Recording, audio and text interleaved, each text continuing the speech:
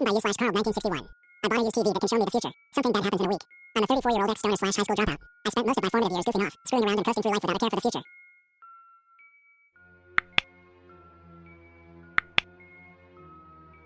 I'm a 34-year-old ex-stoner/high school dropout. I spent most of my formative years goofing off, screwing around and coasting through life without a care for the future, like I thought the world was going to end the next day. When it became apparent that wasn't going to happen, when I finally matured somewhat and started taking things more seriously, it was already too late and I was woefully unprepared for facing life in the real world. My parents finally got fed up with my shenanigans and kicked me out at 26, giving me $1,000 in cash to get started and leaving me to fend for myself. I can't say I blame them. Who wants to spend the rest of their life supporting a freeloading slacker without any direction in life? I got a job in the city, found a relatively cheap apartment, and began taking online classes, eventually earning a GED. I work as an after-hours security guard in an office building in the city. I'm not going to tell you where exactly I live. The job's relatively easy. I sit in a small room for 12 hours a day looking at a bank of CCTV monitors, do a sweep of the building once every hour during my shift, and report any unusual activity on the phone to my supervisor at the district HQ.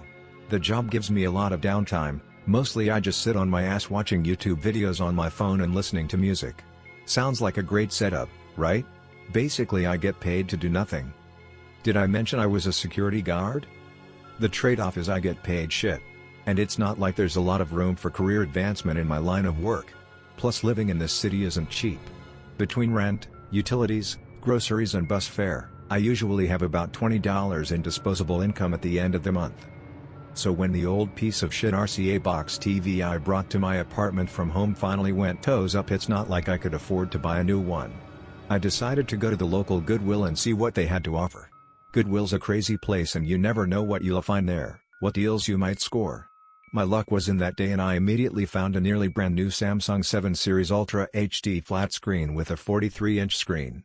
Normally it costs over $300, but I was able to get it for only $60, which was still a bit more than I felt comfortable spending. I took my new purchase home and set it up, marveling at the crystal clear high-definition picture. It was easily the best $60 I ever spent. It didn't take me long to realize that there was something odd about my new TV, though. That night, my night off, I watched a new episode of a current hit network series. I didn't think much of it at the time, but the next morning, when I was on Facebook discussing the episode with the few friends I had made there, they had no idea what I was talking about when I described the plot. They told me last night's episode had been nothing like what I'm describing. They told me I was nuts and suggested that maybe I'd been watching a different show by mistake. We argued about it for a while, then I signed out.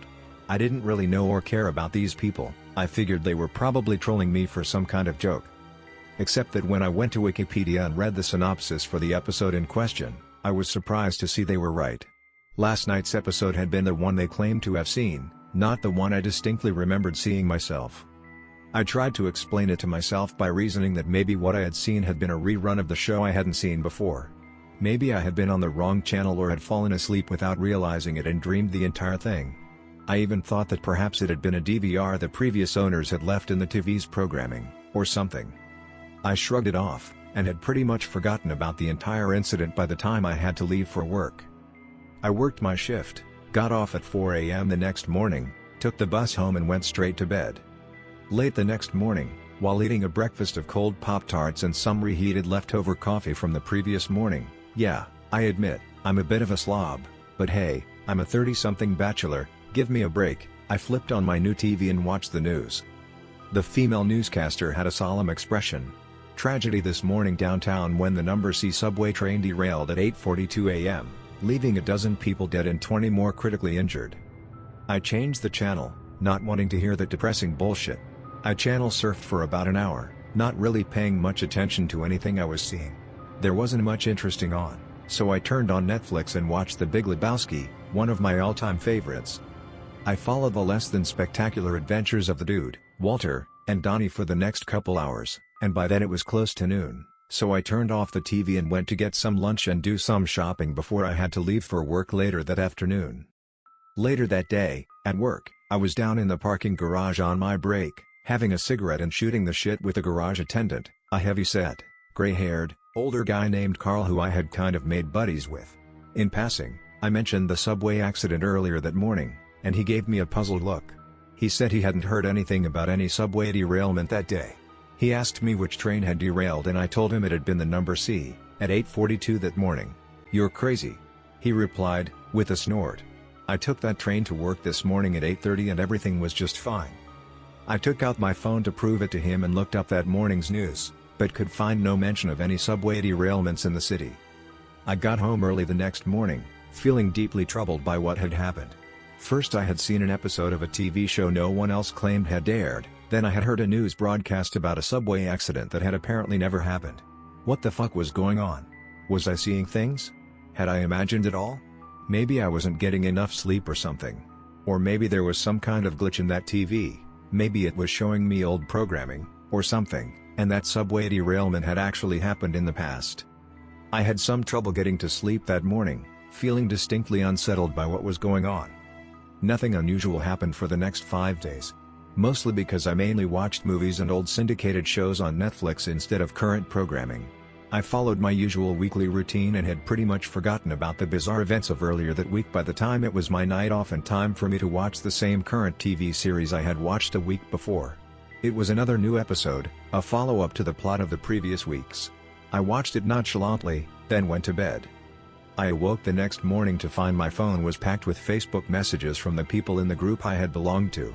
Some of them were amazed, some of them curious, some of them seemed downright disturbed, maybe even a little frightened. All their messages boiled down basically to the same thing: how the fuck had I known what the next episode was going to be about a week in advance? I was confused at first. Then, slowly, it dawned on me. I did a quick search for the synopsis of last night's episode. It wasn't the episode I had seen the previous evening. It was the episode I had seen the week before. The episode they all argued hadn't aired. I felt a chill crawl up my spine. I didn't answer any of their messages. In fact, I deleted my Facebook account right then and there. I sat there in bed for over an hour. Even then, I still tried to rationalize what had happened. None of the people I knew on Facebook lived in the same city I did. I knew most TV shows film all the new season's episodes well in advance. Maybe the satellite that provided the network feed to the people who lived in my area had screwed up and skipped an episode, showing me the one that was supposed to air after it. It actually kind of made sense, to an extent. Even still, I didn't really feel in the mood for watching any TV that morning.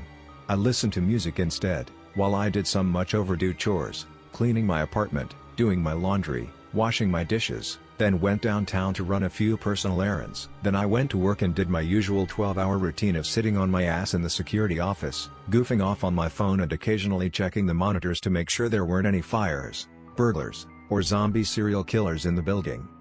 I went down on my break to the parking garage to have my usual cigarette and make chit-chat with Carl. We stood around for about 10 minutes, smoking and making small talk, not really talking about anything important.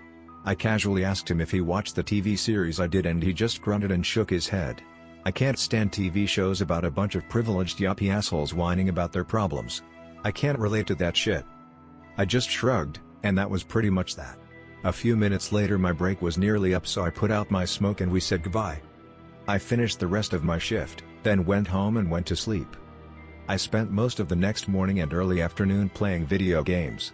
When I came into the building, around 4, the manager was waiting for me with a grim expression. "What's up?" I asked him, concerned. "You didn't hear?" he asked me. "No." "Hear what?" "Carl, the parking garage attendant said." I was shocked. "How? Didn't you see the news? He was killed in that subway train derailment this morning." I felt a sense of unreality wash over me. A feeling of déjà vu. I felt like I was having a dream. "What time did it happen?" I asked the manager, my voice sounding far away. "This morning. At 8:42. He was on his way to work." "Which train was it?" I asked him, already knowing the answer. "The C train." For a second, I felt lightheaded. I thought I was going to faint. I willed myself to clear my head and get a grip. I thanked the manager for telling me, expressing sadness at Carl's death. I clocked in at 4, then went into the security room and sat there in front of the monitors. My mind was reeling. It was apparent what was happening, had been for some time, but I had been in denial before then. But now, in the face of Carl's death, I had to acknowledge the truth of it to myself. The TV I had bought secondhand from a Goodwill store for $60 could somehow, someway, receive broadcasts from a week into the future. Could, in effect, predict the future. I didn't know how, I didn't know why, and frankly, I didn't care. I sat there dwelling on this, considering the ramifications of it all.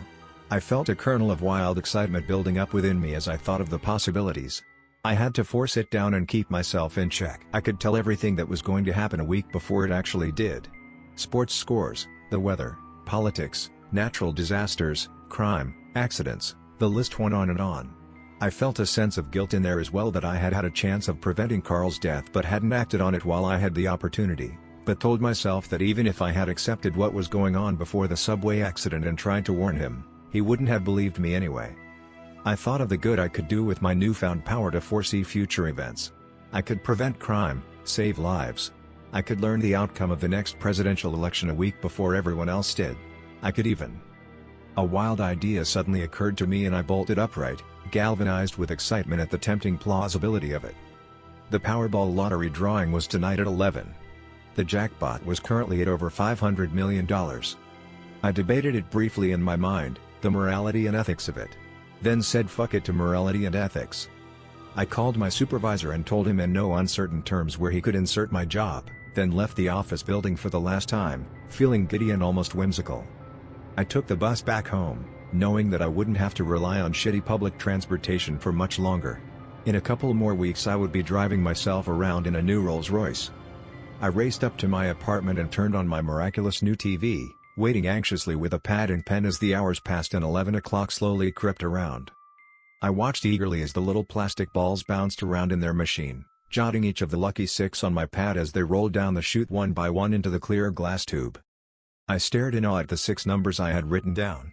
In a week I was going to be $500 million richer. I had finally discovered a way to rig the lottery that not only worked but was perfectly legal. No one would ever know. I was rich, could finally start living the life I had always dreamed of, could. On TV, there was a sudden interruption. A special news report.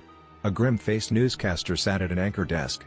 He spoke solemnly, trying to remain composed on air, but his voice broke with an edge of panic several times as he spoke. This is a special Channel 13 news report. The White House has just released a statement.